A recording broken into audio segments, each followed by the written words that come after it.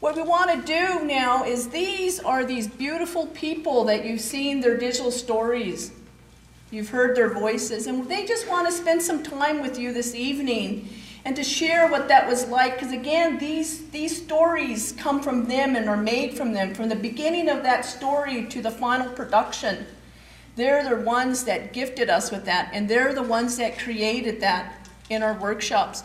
And we wanted them to kind of reflect back and think about that process, and think about maybe where that story has traveled, and spend some time just having a dialogue with the audience. Because sometimes we think you have to be in Hollywood. Sometimes we think that you have to have a lot of money and time to do these things. But that's untrue right now, because we can all do it. And these relatives here have done it. So I want you to go ahead. Theda, we'll start with you and go down the line. Whatever you want to say. We have about roughly 10 minutes or so for each one of you, so thank you. First of all, I'd just like to thank the two of you. They're kind of like two divas of the media of 2010, so let's give them a round of applause. I've had the pleasure of making, that was my first digital story I ever made in my life. It was the first time I did any kind of film. So, thank you. So yeah, it was like going to a mini treatment program. Because, you know, I've been to treatment twice, you know, a 30-day program and a 45-day program. And I feel like I packed 45 days into 3 days. Because you can't, number one, bullshit. You cannot fake. And you have to show who you are. That's what comes to you. You have to be authentic. And that's kind of, you know, so in that honesty. So what I was told, and I was kind of, because I'm a visual Indian person, so I had pictures. I brought the pictures I wanted, like of my ancestors. And then I wasn't quite sure what I was going to write, the speaking. But when I was there, I really realized that, especially when I was speaking Indian, I had to speak like how I always heard it. Blackfoot people never spoke fast. They always were intentional and direct, and they spoke slow.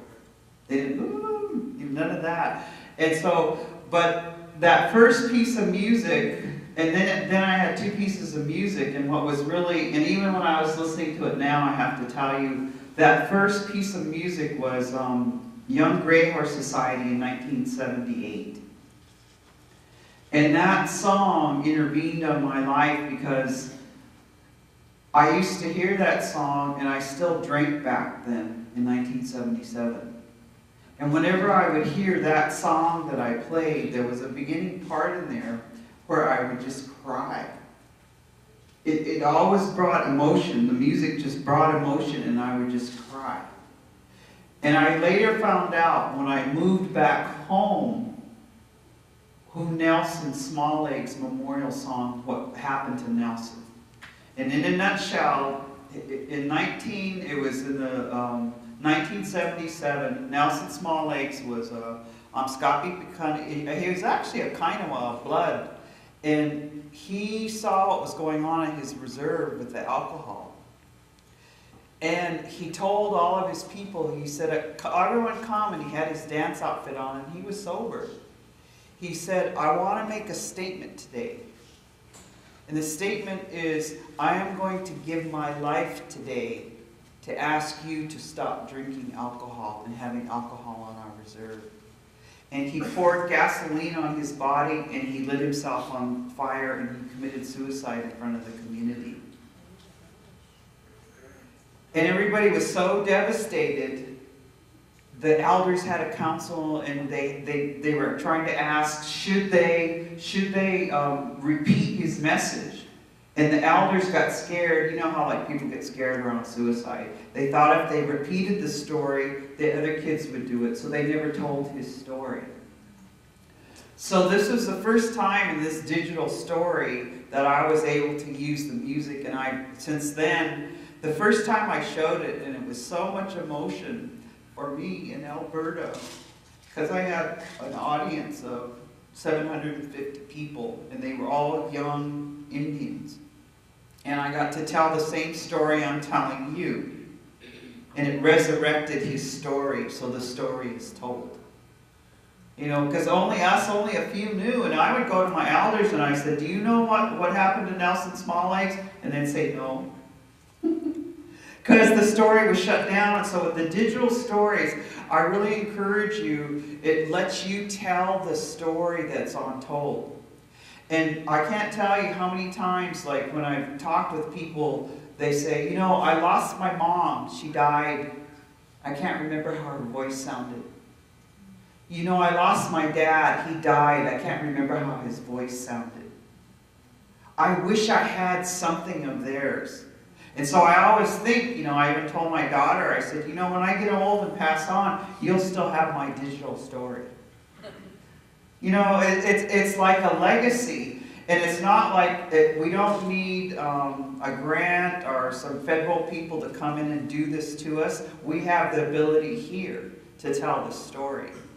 And, you know, and since I'll just add one more thing and I'll pass it on, because I really encourage you, is since I made this digital story only a couple of years ago, the woman Irene Lastar just died last year. She died, so now even I was telling her family I want to get them a copy because she influenced the Miracle Survivor. She was the one who translated it in our language. And so her family wants a copy of it because they want a copy of their mom's legacy, you know, that she was mentioned in there. The music at the end is an old grass dance, 1965. You know, Clyde Heavy Runner. And I played that because that's the music, like whenever I need to chill out, I need to just calm down at home, I play old style grass dance. And then I just, you know, no matter what's going on, I just get really mellow. And so that was just really, but then there's many, many pictures there. So I have to really encourage you. I would say take the time to do your story. It's healing. Take the time for everyone in your reservation or in your urban community to tell their story because it's healing. I just really encourage you. Because didn't you guys, when you were watching it, couldn't you feel it? I mean, it's the emotion. I mean, those little kids, you know, and the stories here, it resurrects something, and it's also honoring it. It's an honoring process that we're able to tell our stories. We always told stories, but to show it visually is just really, really special. So thank you very much.